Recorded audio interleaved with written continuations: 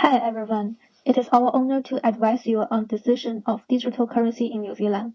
We will give an appropriate judgment by analyzing the risk and effect they bring to the different markets and sectors. More and more countries are researching, developing, and using digital currency, but digital currencies have many advantages and also shortcomings.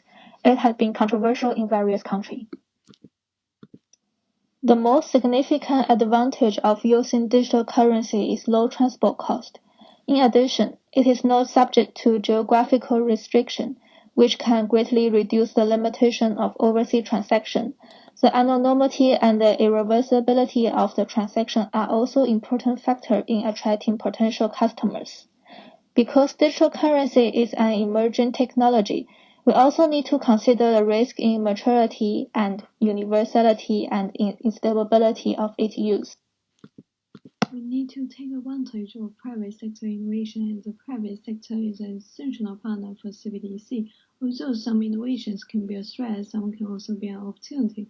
Digital currency is a form of money that's in an electronic form. Therefore, with CBDC, the central bank should stick to what the money has always been, which involves the role both for the private sector and the central bank or public. Since the private sector would continue to perform retail payment services, the central bank avoids the optional tasks of opening accounts and administrating payments for users. The private sector can play a role as a settlement agent in competitive payment system, especially private sector could record and guard users' data.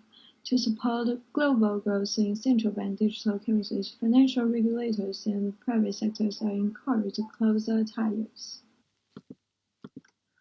Worldwide, there is a significant risk in digital currencies. Indeed, the digital currencies have the potential to dismantle the rules of the central banks. However, there are risk profound impact on the financial systems and practice of the central banks. One major risk is that the risk of the digital currencies will undermine different business models of the conventional banks and their rules in the financial systems, making it difficult for the central banks to operate largely through the bank system to maintain financial stability, so very few central banks are considered issue their own digital currencies.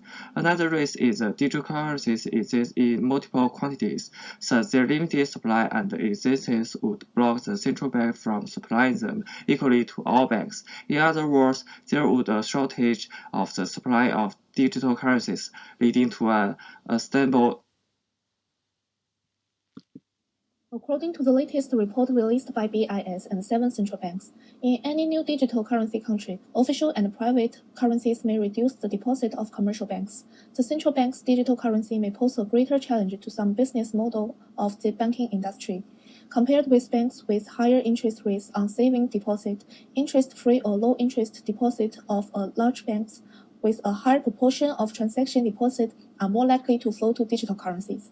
If banks choose to cut loans to repair their liquidity situation, deposits elsewhere in the banking system will be affected and the liquidity problem will be separated to another bank.